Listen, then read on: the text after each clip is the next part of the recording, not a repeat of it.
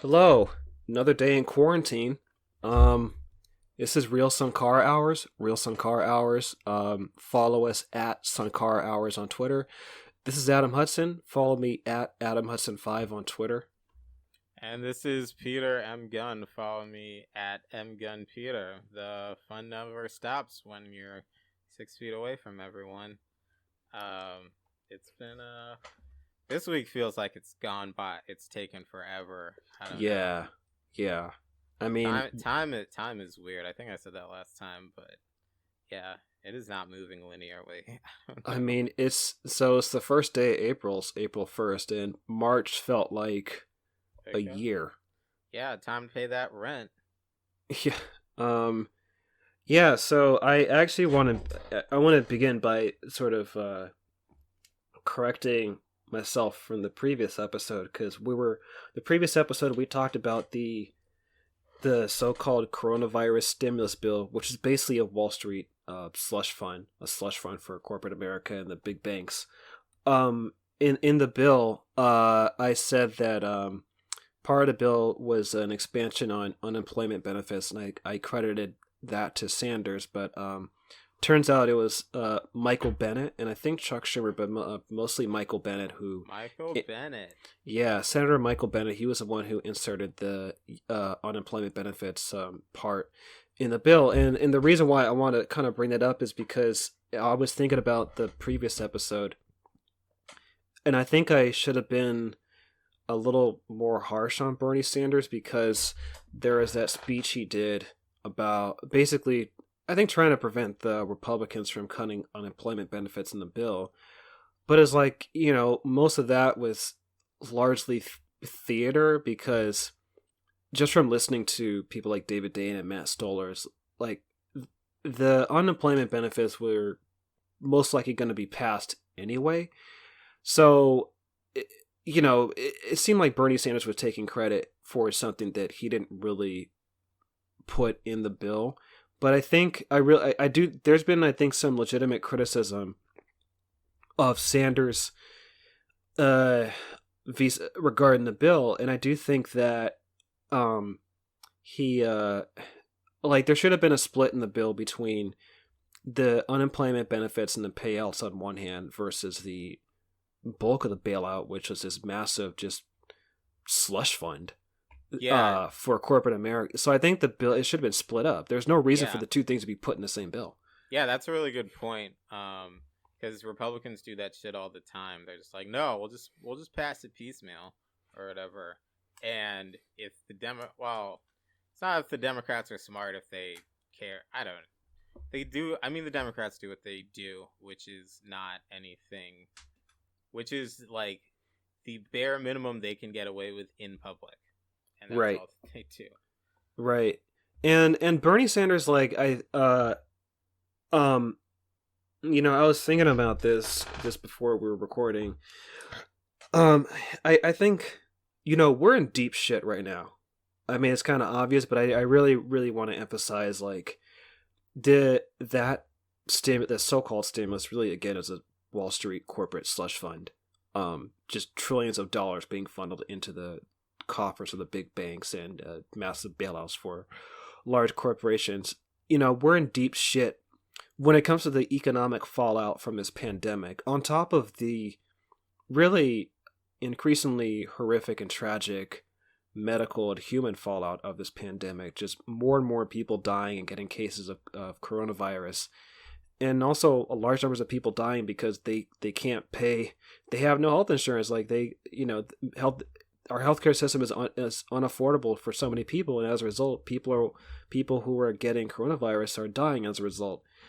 um and given how much deep shit we're in, the bill that got passed, I was looking into it. Even the so-called payments that everyone's supposed to get, which is probably for 4 months, $1,200 for every month.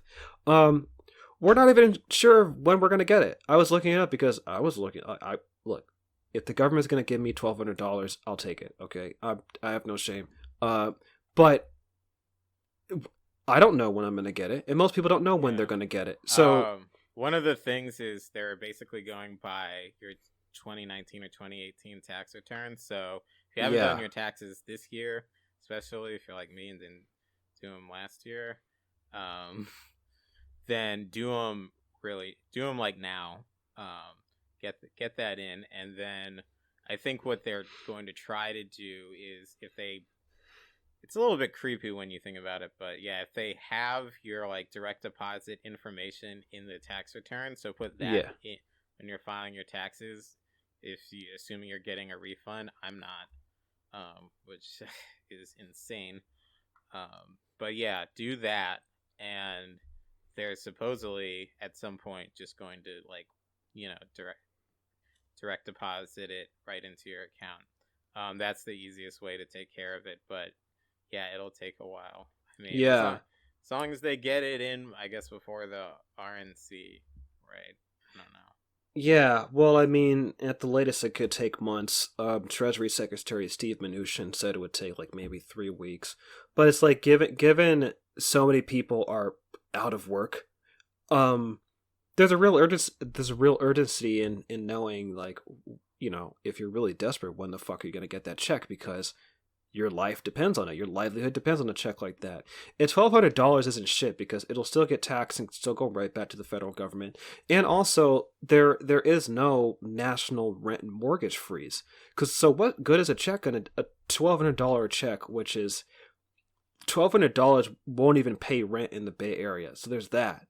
So um, what good is a $1,200 check for maybe 4 months when there is no rent and mortgage freeze? So, given like, I think what really happened with this bill is that they were trying to take advantage of the crisis of coronavirus, which is basically the shock doctrine. Take advantage of that crisis to put forward this massive um, bailout, which is incredibly outrageous. And so the reason why yeah, the scale of the crisis and the protections that were given to everyday people is just like completely out of balance. Um, but I want to, I just want to say that because I think, um, at this point, uh, given the deep shit that we're in and the crisis that we're in, I think the so quote unquote left, to the extent that the left exists in America, because it's not like we have like a socialist left really, like you do in other parts of the world, but to the extent that like this left coalition exists in America, I think there needs to be some soul searching, and I'm just gonna go outright and say it. Like I think we need to stop looking to people like Bernie Sanders and even someone like Alexandria Ocasio Cortez as leaders of the left movement, because if they're still working within the Democratic Party machine, and we're not going to get a lot from that strategy. Because I think, like, Peter, you and I were talking before we were recording, but I think um like I think for the past like decade or so, there's kind of been like this sort of institutional left built up. The DSA and other kind of affiliated organizations, and the kind of common sort of mantra or I guess the we've heard is that the best way to advance progressive ideas and socialist ideas is to work within the Democratic Party because that's the only game in town. And it makes sense, but at some point, it makes sense like on its surface. Like it makes sense if yeah, you don't know any of the broader context.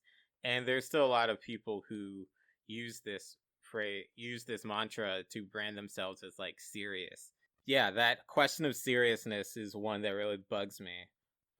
Because you have even people who are basically like, for all intents and purposes, they agree with your ideas, though they still suffer from this idea that, like, in order to be serious and get things done, a la Hillary Clinton, you have to work within the system, and that's just like it's total fantasy. Um, but I understand why, because you know, and in someone's leftward political evolution, right?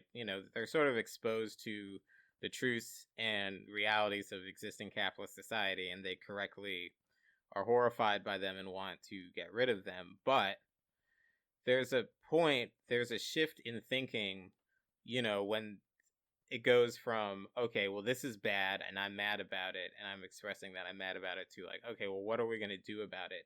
But the dangerous part is that people think that, like, in order to be serious and do things, then that means that, like, they have to compromise, and it's a very individualistic approach, and where, like, you're imagining yourself as someone who could one day be running or managing, these institutions, these apparatuses, and therefore you already are compromising and triangulating in your own brain before, like, you are even, close to sniffing power. I mean, you're not there, right? But you like either like the self-satisfaction of, like, doing Hollywood or DC Machiavellian 11-dimensional chess games, or I don't know, or you just, like, haven't got killed your inner opportunist. But the point is that, from an individual perspective, that may not entirely be incorrect, in terms of, like, if there's only one person representing, like, millions of people who has to, basically represent those people in the highest levels of power, then yeah, you have to do that stuff. But the problem, what people need to get away from so they don't end up in that trap, is to stop thinking about things, like, from that managerial perspective, and start thinking about it from a revolutionary perspective, in the sense that, like, it's not about, like, getting in there and then doing things. Like, it's, you personally, it is about, like, when when we all get together and we all, realize our collective strength and demonstrate it, then, like, we are gonna do what we want to do. And you have to think about it that way, and that is as serious, if not more serious, an approach to politics than whatever West Wing shit you think is, like, what you've been told is, like, what serious politics is. Because serious politics isn't about making deals, it's about power. It's always been and always will be. And people need to get over whatever Orwell they read, or whatever shit is hanging around in their heads about, oh, well, like, yeah, the left fights for the powerless, but you need power to do that. So they need to be okay with taking power. They need to be okay with wanting the necessary power, to to achieve these goals, and, to understand how to get that collectively, not just you.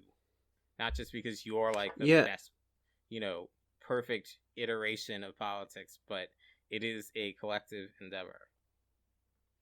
Yeah, and there's a really good interview Glenn Greenwald did with True Anon's host Liz Franchek that I think I'll put in the show notes. But that was part of what got me thinking, and it kind of, I thought the interview was good because it kind of confirmed some things I'd been feeling for a while, and I think are coming even more into fruition now with this pandemic. And the left, the left has organizations, and I don't want to minimize the work of those organizations, because I think there are a lot of really good organizations and activist groups that do important work. But I think what's missing for, again, the quote unquote left that exists in America, because and the reason why I say left in those kinds of, with those kinds of qualifications, is that, I'm very kind of hesitant to say, especially on this podcast, that there is, like, a real left in America, because I'm not sure if there's a real left, in the sense that, like, it's not an organized left. It's becoming there's one, no, I think. It's becoming one. Like, there's like, I think, inklings of it there, and I think even in our first episode we were kind of tracing it back to Occupy Wall Street. And I'll say this, like, just reflecting on Occupy Wall Street and Black Lives Matter, like after Occupy Wall Street, like there was no post-Occupy institutions with real power that were built in the aftermath of it. And the same with Black Lives Matter, right? Particularly, and this is one of just to be constructively critical of Black Lives Matter. But one thing I noticed just reporting on it, not just Black Lives Matter the movement, but the issue of police violence, is that there was this real militant, organic, black militant energy that occurred, particularly at the height of the Ferguson protests and the other protests that went on in Oakland and Baltimore. But that energy was not channeled into building institutions that reflect and implement that rage and those feelings. And it was similar with Occupy Wall Street. And I think, to the extent that the left in America did anything, it was either go into the nonprofit sector, the nonprofit industrial complex sector, or work within the machinery of Democratic Party politics, both of which are flawed. And I think like people have fallen in love with or they fetishize or the appearance of protest. Yeah. And also on top of that, like not just like, that energy being funneled into the nonprofit sector and the Democratic Party apparatus. One thing that Liz mentioned that I thought was, I thought she made a really good point is that, for decades, the left basically just retreated to academia and media. Yeah. So to the extent that there's any kind of left. Yeah, exactly. To the extent that there's any left that exists in America, it either exists in academia, and by the way, like academia is also a pretty conservative institution as well. Even though like there's a lot of it's progressive, moved much more to the right, and same thing with entertainment / arts. I mean, the whatever sort of liberal bastion stereotype was associated with either of those places in the 80s and 90s. That's not how they are now. I mean. Yeah, Hollywood is just, imperial propaganda, and like even 100%. I mean, the best you can get is like Mark Ruffalo and John Cusack. I mean, that's the leftmost edge of, filmmaking compared to obviously they had to like name and get rid of all the communists in Hollywood. I mean, there were a lot of communist screenwriters and directors and stuff, back in the 40s and 50s. And academia has, turned from, like this holdout of the Western tradition of liberal arts. I mean, that's getting demolished in favor of tech education and business school. Like now like undergrad majors in business is like one of the main majors, but that didn't even exist like 20 years ago, No. And and the move towards online, and basically how like universities are now also incubators, and also obviously the adjunctification.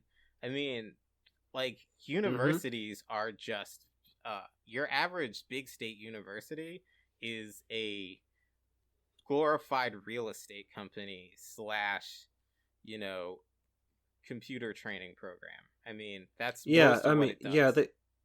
They function like large corporations, and no, as someone who has an MFA, like I do know for a fact that the CIA had a pretty big role in creating the American MFA system. So there's that as well. It's like for creative writing. So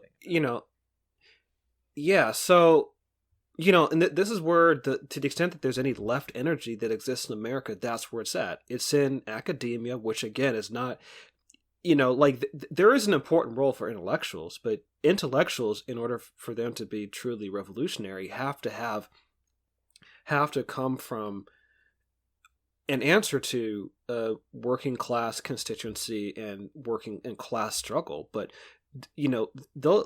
for in large part, like you don't really have those kinds of intellectuals in America in a large number. I mean, there are some, and definitely, in journalism, I think they exist, but not that many. So, but my point is that, like, especially when it comes to this moment of crisis that we're in, when it comes to the coronavirus, I think those who identify on the left, I think have to I think we have to do some very, very serious soul searching if we're serious. Like, if we're serious about any kind of progressive to revolutionary change, like I just think like we just gotta tell the truth. Like the way the left has been trying to do things in America, it just has not worked. Period. You know, like the left retreating into academia and media and the nonprofit sector and the Democratic Party machine, it has not worked to advance not even just socialist or communist ideas, but even mild progressive social democratic ideas. The left really has nothing to show for it in the past 30 to 40 years. And now we're at this point, and this is getting into the second part of our episode. The end result of like, hey, let's just work within the Democratic Party, settle for the lesser of two evils, because that will get us somewhere. I don't know how, but it'll get us somewhere to some sort of progressive vision of the world. The end result is we get someone like Joe Biden. Yeah, before we get into that, I just want to say, like, thinking about the 80s and the conservative, I hate the phrase conservative revolution. Fucking America loves calling everything a revolution except the actual thing. But, you know, when basically the Christian right decided to get political, and basically when sort of right-wing the right decided to develop its own media apparatuses, the left was horrified, but they should have responded 30 years ago. Like, the stuff, exactly, like the kind of, you know, left media ecosystems that are springing up now should have been put in place 30 years ago. You know, all that you had was, like, punk scenes in the 80s to, like, punk scenes and hip-hop to communicate, like, any real left ideas. I mean, left media outlets now, it's like, look, I love all my left media outlets, whatever, but, I mean, none of them have the reach of the fucking Fox News, or the Daily Caller, or any conservative talk radio. I mean, that kind of just, you know, saturation of the airwaves and everything is just something that, I mean, and to be fair, there's not as much money, you know, it's harder for us to do that stuff, but, you know, we can't let that stop us. Yeah, and even, you know, when it comes to black media, like, I feel similarly, because, you know, like, in addition to there not being any real effective left politics, there is no real black politics in America, period. Like, Jim Clyburn and the Congressional Black Caucus, like, that's not actual black politics, in a sense of, like, you have an independent black voice that can articulate black political demands and that doesn't kowtow to outside forces or even forces that bleed the black community dry, like corporate America, real estate, and other, you know, the prison industrial complex, like those sorts of forces. You know, when you have black elected officials in the Democratic Party, they still have the answer to those institutional forces that work against the collective interests of black people. So it's like, you know, there is no real organized left politics or even organized politics to articulate the aspirations of the working class, of the most marginalized sectors of this country. And the reason why I said it is because I do think that that's led to the moment that we're in now. The fact that we have no social safety net, and that the fact that, like, people feel some sort of relief just by getting $1,200 checks for 4 months that we're not even sure we're going to get yet. Like, that's where we're at. And, like, that's not, what is that compared to other countries that have single payer healthcare systems? Germany just announced, I think, like, they're given, I think, 5,000 euros for freelancers, like, immediately. Germany's robust social democracy comes at the expense of Italy and Greece and Portugal. So You're right. No, but you make a really good point about how, like, the black political class is at this point essentially apolitical. Like, there isn't a black politics to be found. I mean, like, in the sense of there is no site of contested struggle. There's nothing that is being pushed that is going to change anything that can change the lives of black people. That's what politics is about. That's, like, why politics happens. and yeah, it's fundamentally a deal making grant, writing consulting class. I mean, that's basically what it is. There's Yeah. Should we get into? Let's so get into Joe yeah, so Biden why this we're is all yeah. here, the putrefying, stultifying, Dead. miasmatic. I'm sorry. I mean, I've been slacking on my vocabulary exercises. Mummified. Just sort of, just like spit up of, 40 years of neoliberalism, just leering at you. I mean, it's just disgusting. It's horrifying. It gives me like the worst feelings thinking about this man. Of course, Barack Obama's best friend, Joseph R. Biden.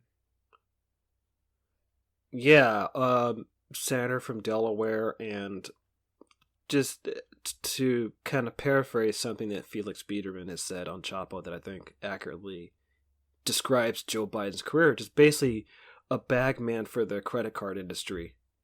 So if you hate credit cards, especially the fucking interest you have to pay on credit cards, and if you hate the fact that you can't declare bankruptcy on your student loan debt, you can blame Joe Biden for that. Because God, where should we? God, where the fuck should we start with Joe Biden? It's just like there's so much shit to talk about him. Corn pop. Yeah. Let's start with his best Dixiecrat friends.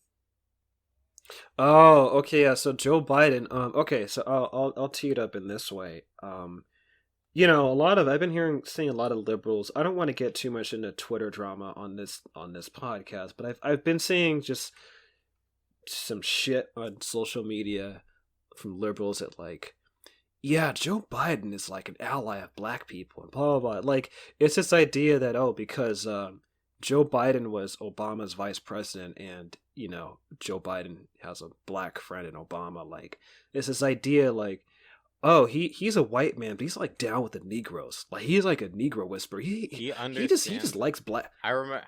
It's like the Clintons. Like, yeah, Hillary Clinton, she's white. She's a white woman, but like she's got some black in her. Okay, like she's just down with black people. Yeah. It's like Bill Clinton. Like he played the saxophone. And he was raised by a single mother. He's just down with black people. Toni Morrison, but that was pretty vile. She had never.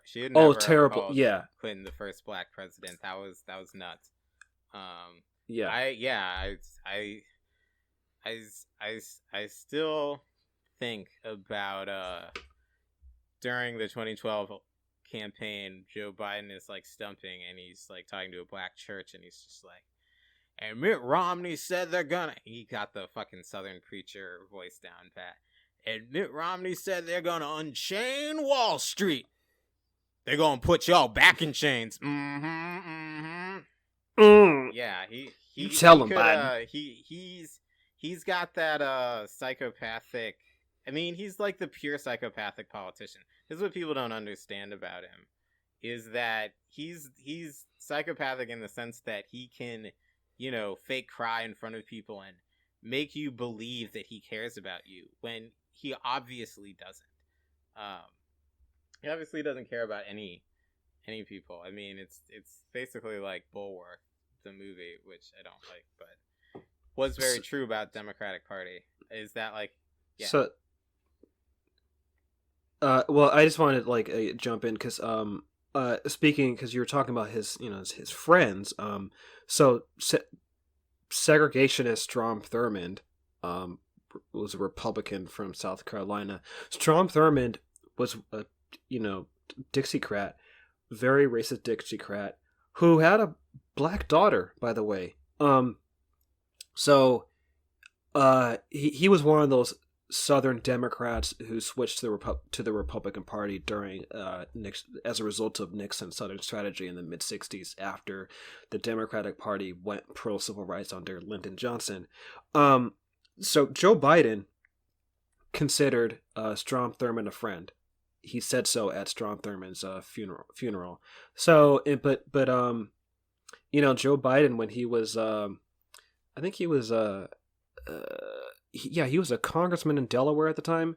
Um, He was I believe, only yeah, ever like a senator. I don't think he ever was representative. okay, yeah, so Senator, basically he got his political career. Um, actually, wait, hold on, let me get the So Joe Biden, he was well, anyway, in 1975, I'm quoting from an NBC article, but basically this is one of the points that Kamala Harris um criticized Joe Biden for. Uh, yeah, you're right. He was senator, not congressman. Okay, yeah, so he's been senator of Delaware since the early 70s. Um, he uh he opposed federally mandated school busing to desegregate schools. So it's part of the post civil rights agenda to desegregate, busing black students to white schools and vice versa to make schools more diverse and desegregate.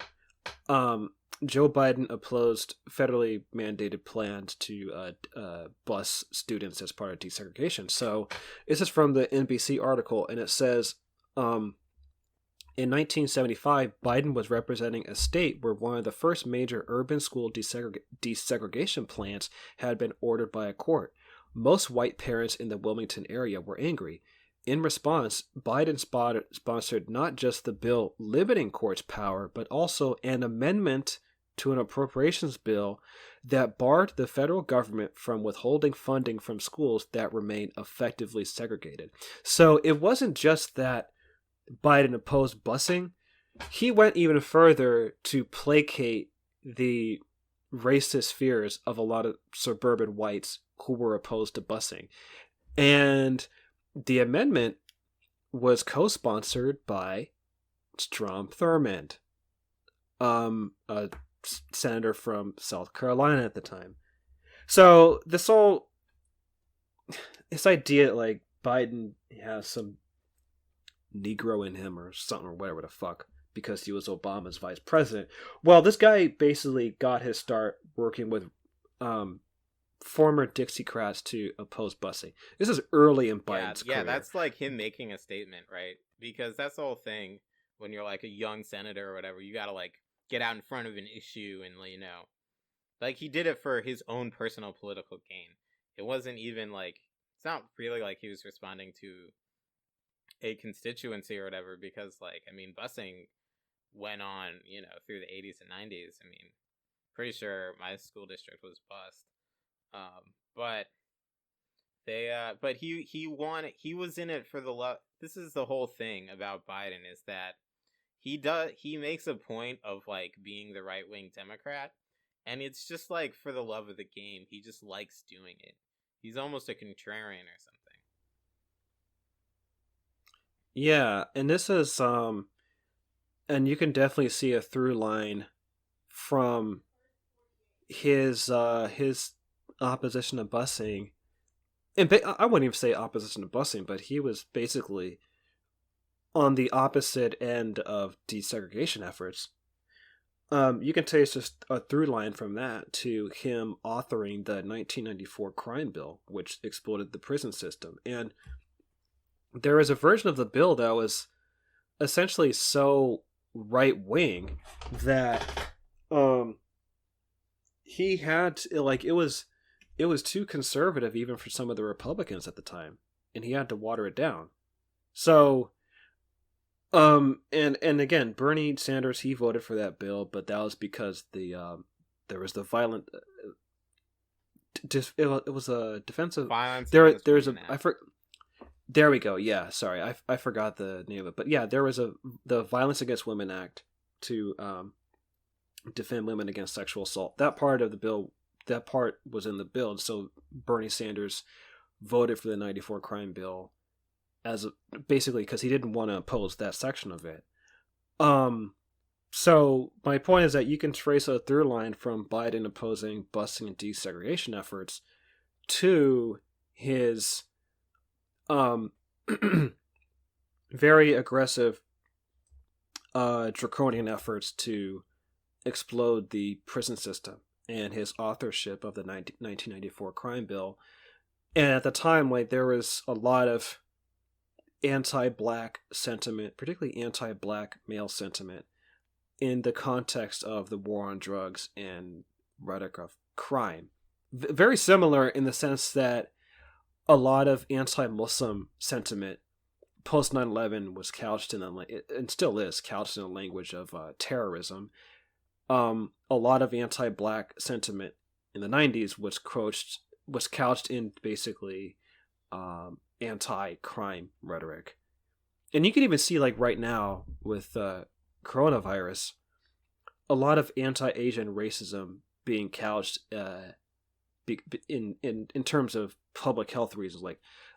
There has been a huge, like, there's been I think a notable uptick in hate crimes against Asians because of anti-China sentiment, anti-Asian sentiment. They're just all Mark Wahlberg fans. For those of you who don't know, look up Mark Wahlberg and him beating up Asian people when he was a young piece of shit. Anyway, so yeah, that's for people who don't know the reference. So Biden opposed desegregation. He supported he wrote the 94 crime bill. And then also and on top of that, just a huge drug warrior. Yeah, major. I think he was I think there was some speech, I'm trying to remember, where he was against having rave parties. Do you remember that, Peter? I don't know about the speech, but he was big into criminalizing rave parties and also MDMA. Yeah. Which of course now they're doing, a lot of research on, and it's like, it turns out it has therapeutic benefits, especially for like people with PTSD and stuff. It's true about a lot of those drugs where it's like, you didn't even get a chance to study them because the move to criminalize them was so quick. He really is against like everything fun and interesting, and it's very strange to me, like, whenever I watch him speak and he like sort of like waxes on, rhapsodic about, I guess, this imagined 50s version of America that he really seems to personify, because it's like first, like, aside from the fact that like that vision was only a blip on the historical map and horrendously incomplete, it is also just like, it really feels like from another millennium. I mean, like, what is, like, I feel like even the boomers don't even think about the 50s like that anymore. Like, who is he talking to? There's the Intercept article. I think this should help contextualize my point, but there's an Intercept article by David Stein. The Untold Story: Joe Biden pushed Reagan to ramp up incarceration, not the other way around. So, like, yeah, Joe Biden was a major drug warrior, and he helped. I mean, according to this article, anyway, he pushed. He was the one who helped push Reagan to ramp up the prison state. So, when it comes to his stance on MDMA and raves, you can see that here. Let's see, what else should we I think, how much time do we have left? So I want to be mindful of time. We're at like 35 minutes. Yeah, now that we only have 10 hours a month, we have to actually watch this shit. I think we should get into some of the foreign policy stuff, because that really totally gets glossed over, and it really shouldn't. Why don't you go on that? I've been talking enough. So well, Biden is obviously like a huge imperialist, obviously enthusiastic supporter of the Iraq War, really put in the work to make that thing happen. So 1 million Iraqis, thank you, Joe.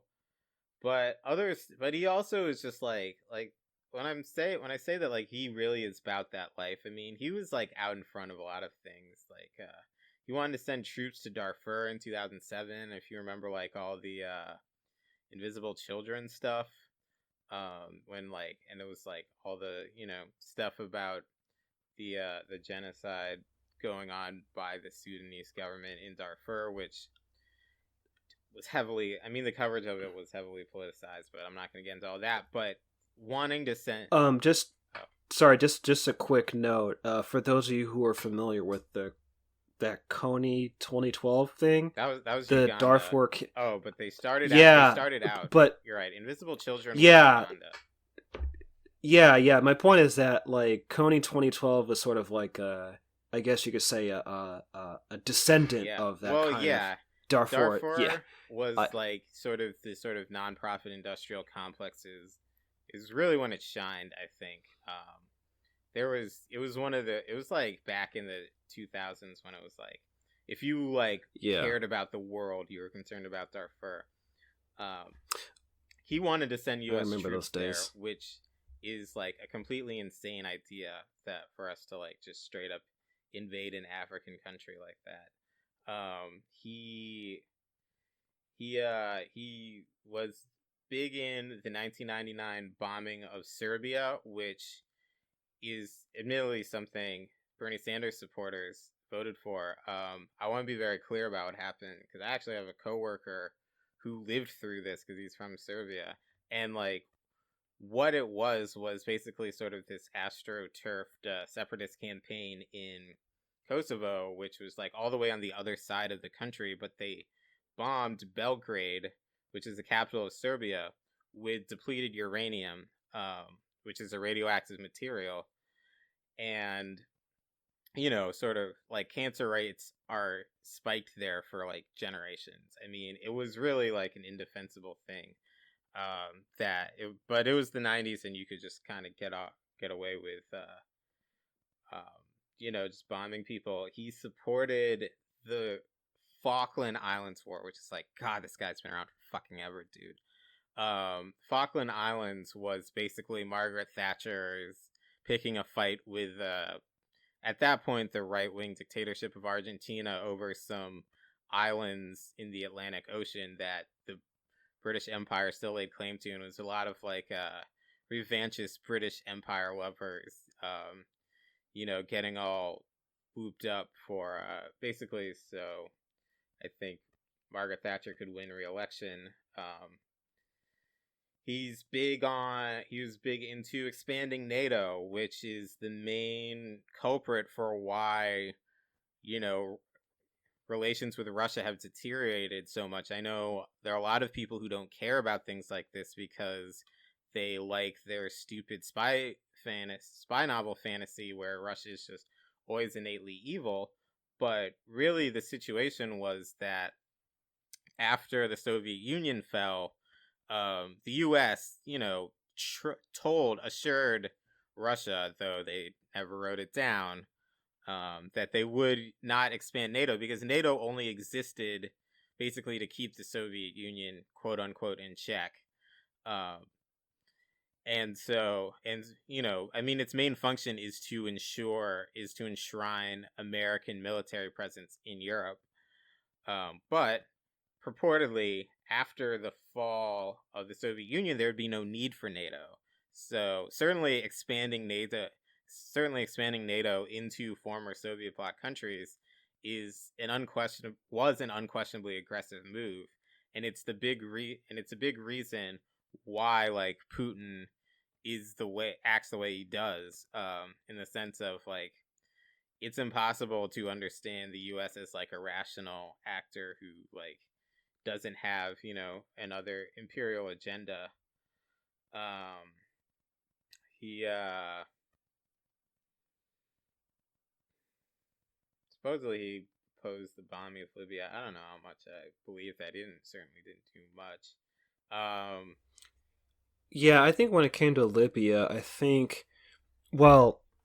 it was really Hillary Clinton and Susan Rice who pushed for it. Yeah, but I don't Joe Biden, as far as I remember from that time, wasn't really like he wasn't really a major opponent of the because even within the Obama administration, like there were some disagreements about how to handle Libya and intervention there. But I think the ones within those discussions was mostly Hillary Clinton and Susan Rice. He's I, all on board for arming the jihadi Syrian rebels to the teeth. And even like in the last debate I saw, he was talking about breaking up Syria, which is like, look, however you fall on the Syrian, on the Syrian civil war, I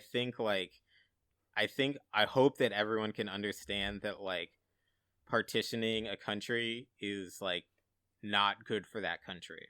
That like that's not like that only ever serves imperial goals.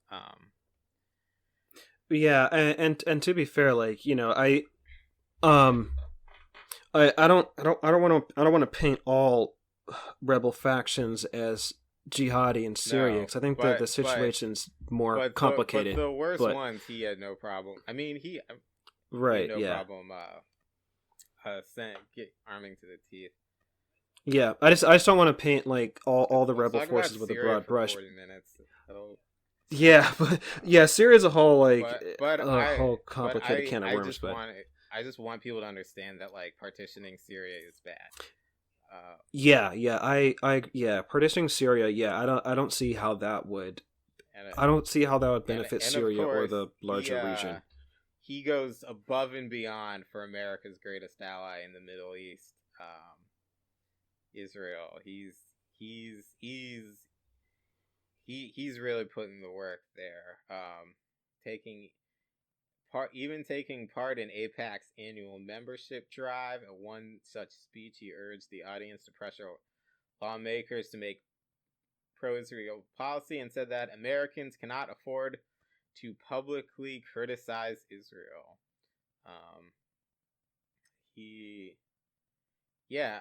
But the other big thing, which is a little more your forte, is his enthusiastic support of Obama's drone program, right? Yeah, so the drone thing, that's one of the issues that I've been writing about for years, and I'll try to give like a Reader's Digest sort of assessment. We can probably record on this subject on another episode because it goes really, really deep. But I think there is the kind of conventional wisdom about the Obama years when it came to foreign policy is that he was a peacenik compared to Bush, which is not true. I mean, Bush's foreign policy was largely marked by invading Iraq and a massive military occupation of Iraq for much of his 2 terms. And Obama, when he campaigned, he made a big deal that he opposed the Iraq War, but he also said, like, I'm not opposed to all wars, I'm opposed to dumb wars. So Obama also supported the war in Afghanistan. I was going to say, I think the most liberal thing imaginable is the concept of a smart war. And so this is the whole smart war. That's why Obama, you can see that with Obama's embrace of drone strikes, and it's not even just drone strikes, it's really a large targeted killing / assassination program. Drone strikes are just a weapons platform to carry out the policy, which is targeted killing. And assassination in U.S. foreign policy goes back decades, even during the Cold War. I mean, so Patrice Lumumba was assassinated by Belgian forces with cooperation by the CIA. And also, like, if you've seen the show Narcos on Netflix, the show does talk about like U.S. DEA presence, but there were also like U.S. Special Operations Forces in Colombia at the time, and I think I was reading Andrew Coburn's book on targeted killing, and it's possible that the person, like, no one really knows like who exactly pulled the trigger that killed Pablo Escobar, but one likely explanation I've heard is that the person who actually pulled the trigger was probably a Delta Force sniper. So, basically, Obama embraced using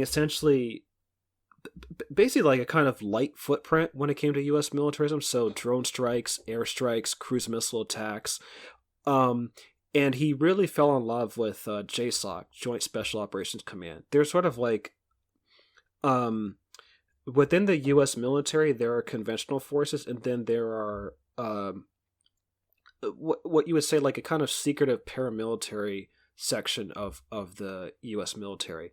So U.S. Navy SEALs, the ones who killed bin Laden, those are special operations forces.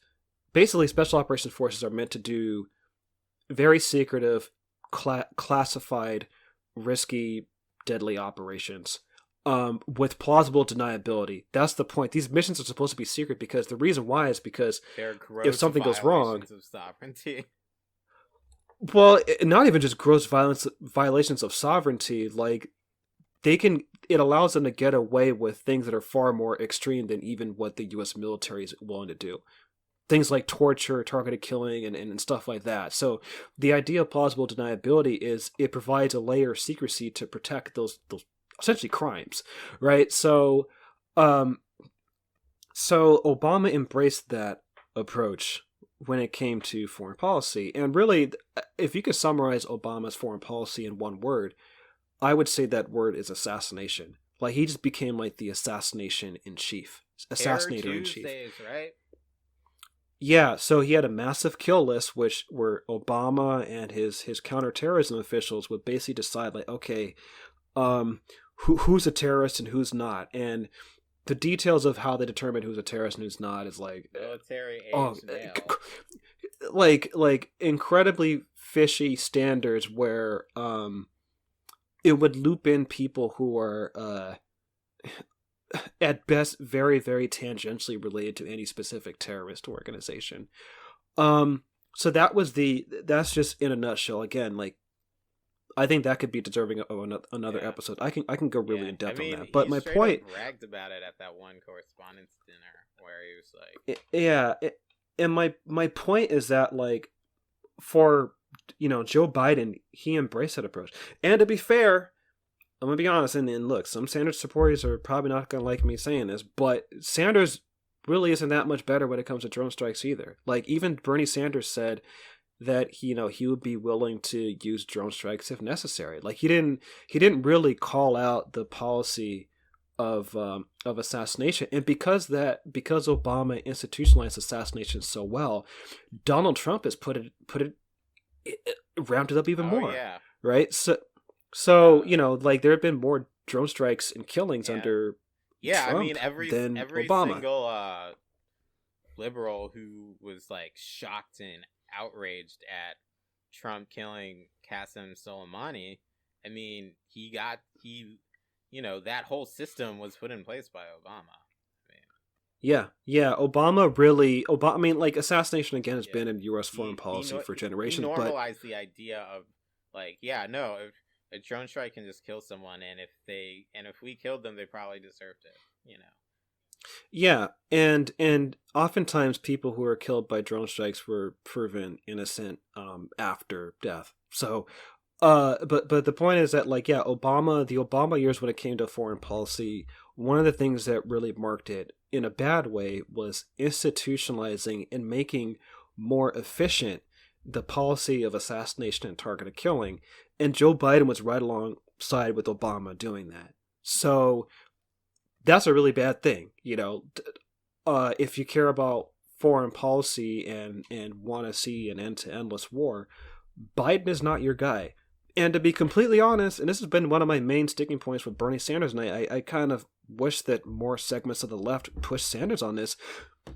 Even when it comes to anti-war issues, Bernie Sanders is not an anti-war candidate. Like, there is no, like, I can go really into this. I'm gonna try not to go on a long tangent on this, but this is something that really frustrates me because I've been to Guantanamo. I've been writing about these issues for years. Is that there really is no actual anti-war candidate or anti-war force in progressive politics. So Biden's clearly not it, and to be honest, Bernie Sanders is not it.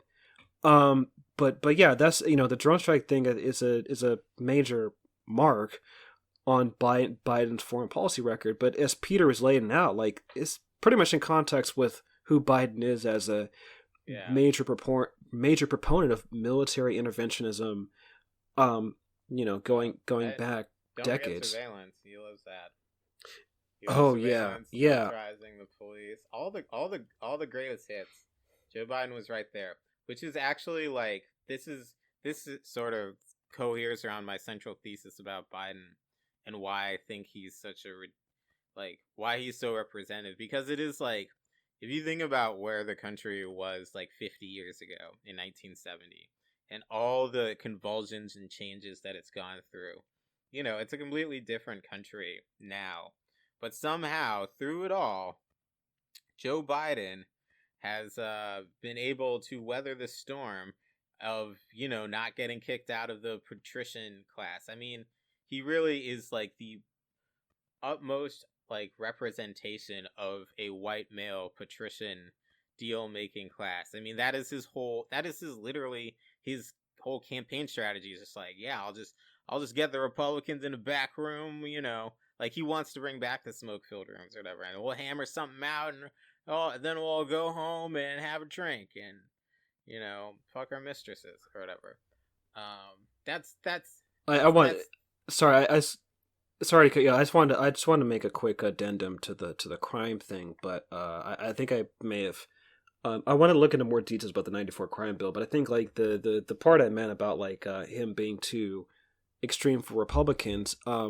I think that applies more to the '80s because I was reading this article about like how Biden basically influenced Reagan, but basically, essentially, the whole Biden being very conservative in the '80s, he was more to the right of Reagan when it came to the drug war in the early '80s, and so Reagan became more conservative and harsh on the drug war with the influence of people like Joe Biden, who at the time, I mean, he was a Democrat.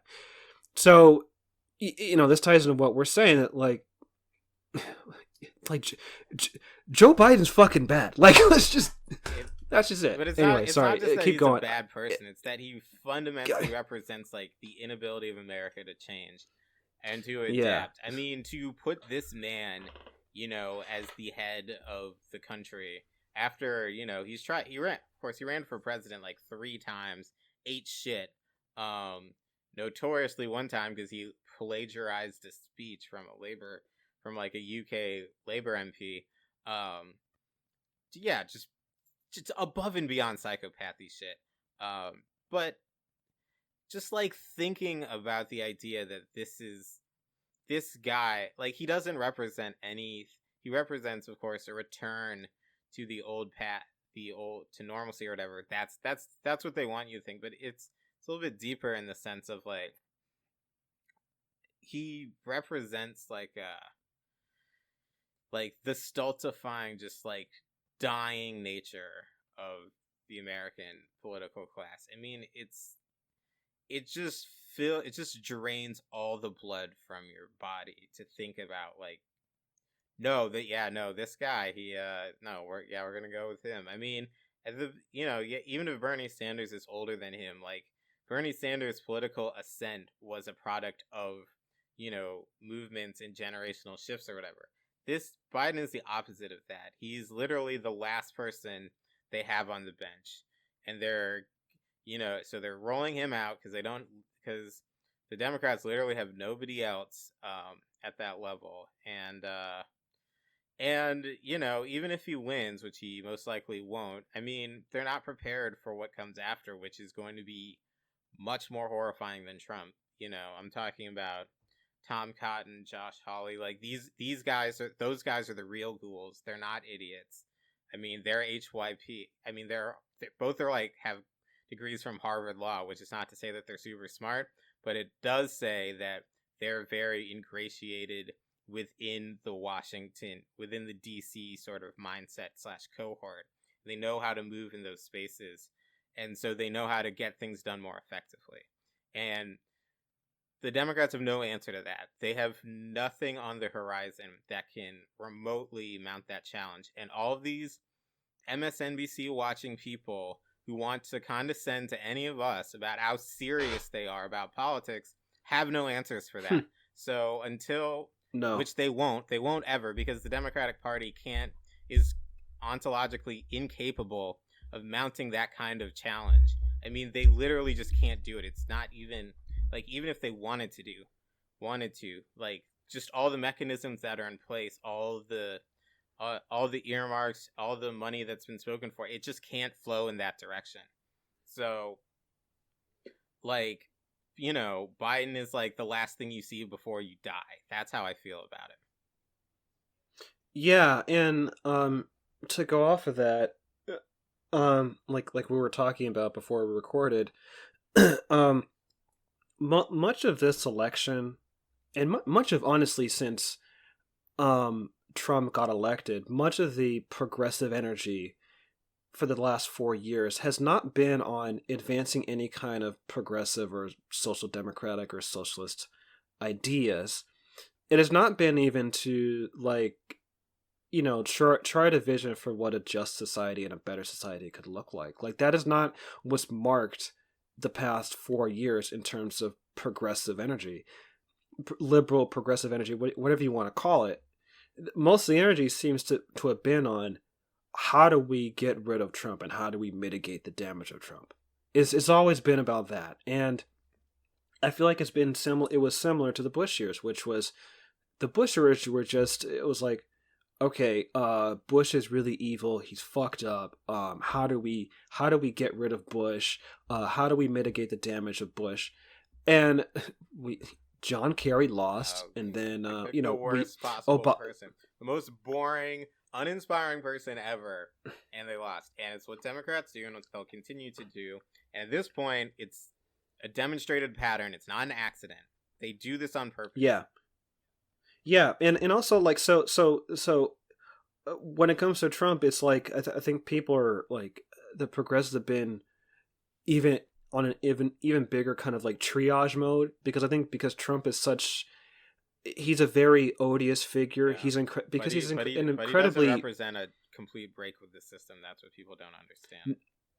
Right. No, he's not a complete break with the system at all. Even as like when I was talking about drone strikes, like, he's not, like, he's continuing what Obama did, just ramped it up more, but he's not a break from the American foreign policy consensus when it comes to endless war. So as harsh and brutish and mean-spirited and as Trump is, he still represents establishment interest, establishment political and economic interests.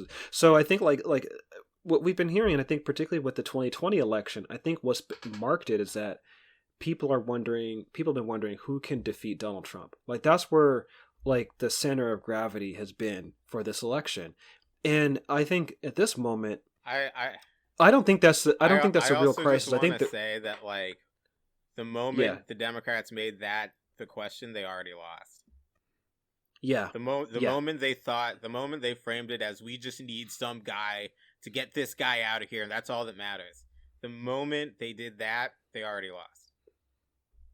Yeah, and, like, look at the past 4 years with the Russiagate stuff, which basically ended up like nothing. Like, we've been hearing nonstop coverage with Russiagate stuff, and that's why, personally, and, you know, this is where I kind of depart from some of my liberal and left-wing friends, that when it came to the Russiagate stuff, I just wasn't that concerned about it. It's not that it wasn't an issue, but it's like, compared to all the other issues that Trump is, all the other bad things that Trump could be impeached for, no one really talked about that. Like, no one talked about, like, the bombing of the hospital in Afghanistan, or the drone strikes, or like any other stuff. It was,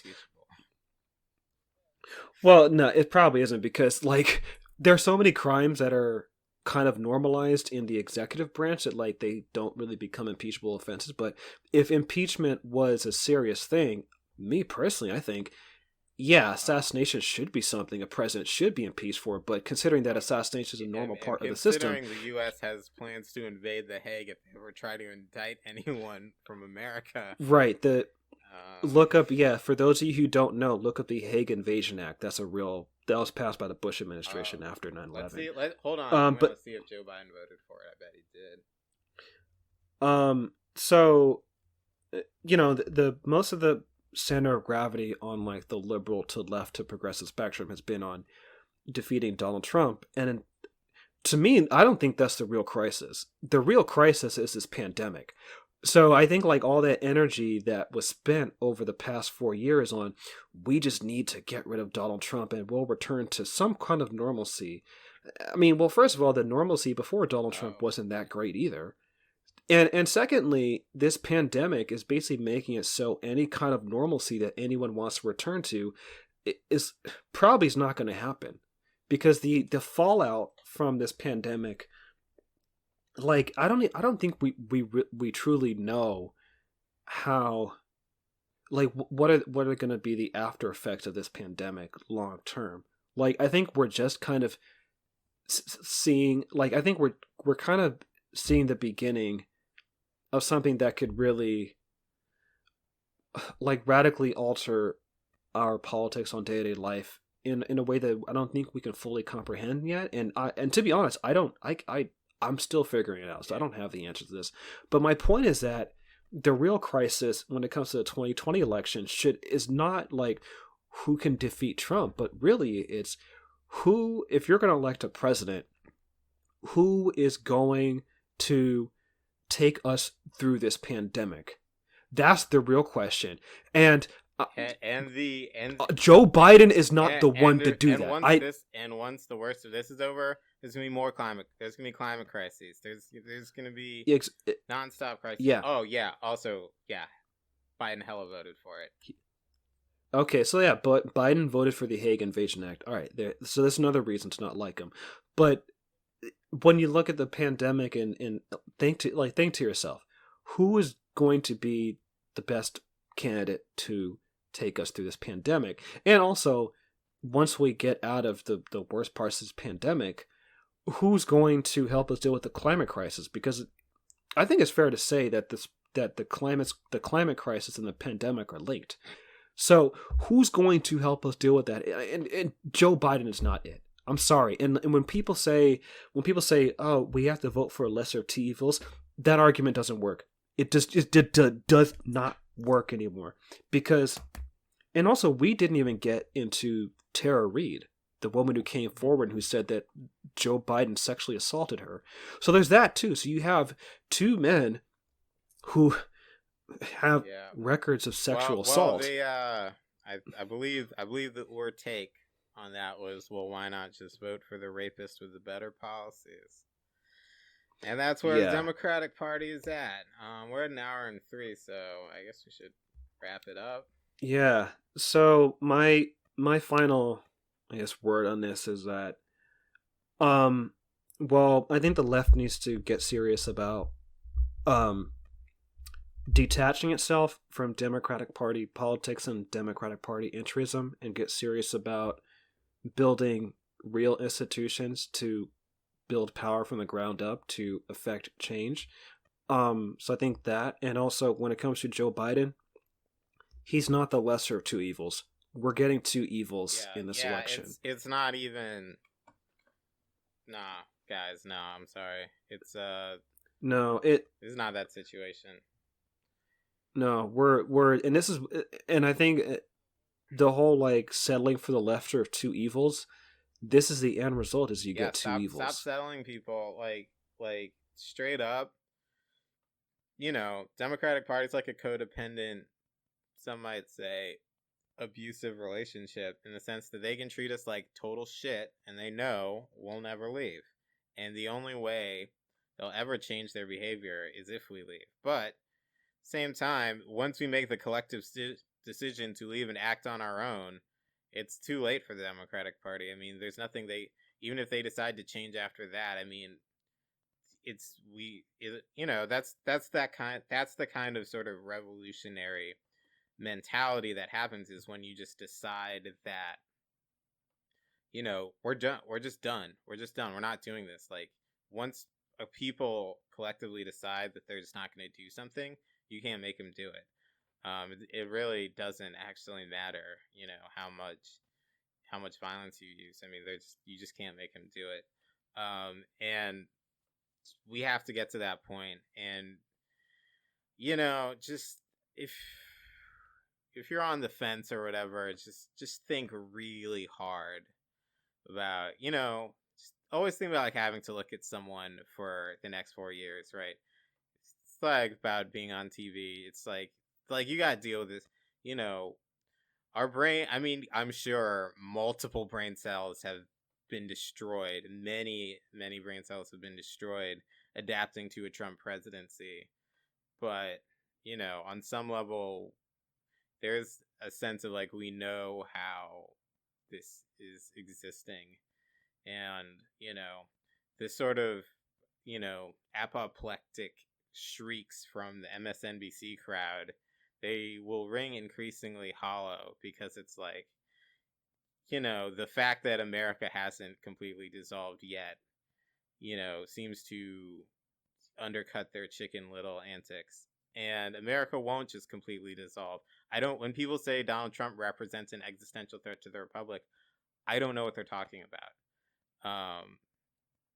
It's like that's not how that shit happens. Like, a system may be past its prime, may be on the way down, but it can keep going for hundreds of years. I mean, it only falls when people organize and make the decision to make it fall. And the only way that's going to happen is, I mean, that's not going to happen with Biden, with anything related to Joe Biden. It's just the idea of like that man they'll be running the same scripts the Republicans are running for Trump, and that like they'll just send him out there with limited television. They'll can't even imagine like how he's going to meet world leaders, but they'll make it work. I mean, the system is stable enough that they can handle like the chief executive just being a fucking idiot. I mean, that's the testament to the American empire. Like, and that's what people don't understand, is they've been propagandized, because it's the easiest propaganda trick in the world to focus on the guy at the top and just make him to be the source of every single problem.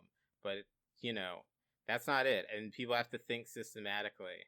And MSNBC, NPR, New York Times, they're not gonna do that. They don't want you to do that. So like it's a lifelong thing, in the sense of like you have to constantly re-energize your mind, and you have to constantly be reassessing things and thinking about things in a new way. And it's not easy. It takes actual work, but that's what everyone has to do all the time. Until like we can collectively come to the correct decisions. And I'm not saying the correct decisions are my decisions. What I'm saying is that the correct decisions will be borne out by the results that they bear. And whatever weird shit we thought we were going to do with the Democratic Party is not going to bear out. So, yeah, got to dig deep, because we don't really have a choice. I mean, like, it's not about like whether or not we're serious, in the sense of like we have to do something. We can't not do anything. I mean, like, we have to do something. So, whatever you're afraid of, just gotta get over it, I guess. Read Revolutionary Suicide by Huey Newton. That really helped turn me around and get me straight, especially if you're dealing with depression and stuff. Politically speaking, because that is basically how you have to approach political life. Yeah, and speaking of coronavirus, one thing I want to mention is Joe Biden still does not support universal, nationalized, socialized health care. So even like if you're on the fence about easiest layup, they were just like if they pay, yeah, whatever. Fucking dude wants this. They want to make the left suffer. They like it. They enjoy it. That's how they move up in the Democratic Party, is demonstrating their ability to make the left suffer. That's the Sister Souljah moment. Yeah, and also, like, there are, look, like, the Democratic Party, I think even more so than the Republican Party, the Democratic Party has competing class and political interest.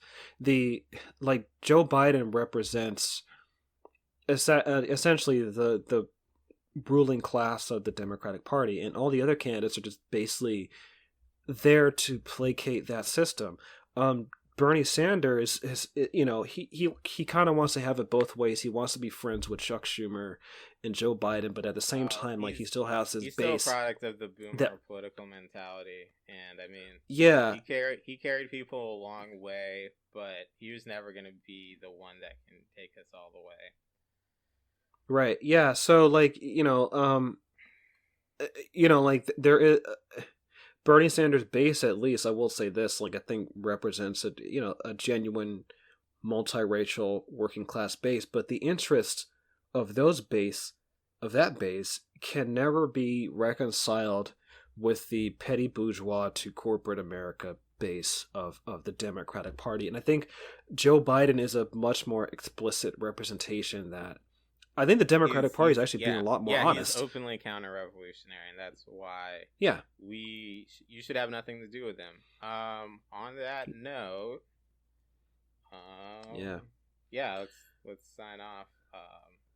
All right. Yeah. Well, again, if you're thinking about this election, who to vote for, my advice. If Leonard Peltier, think about vote for him.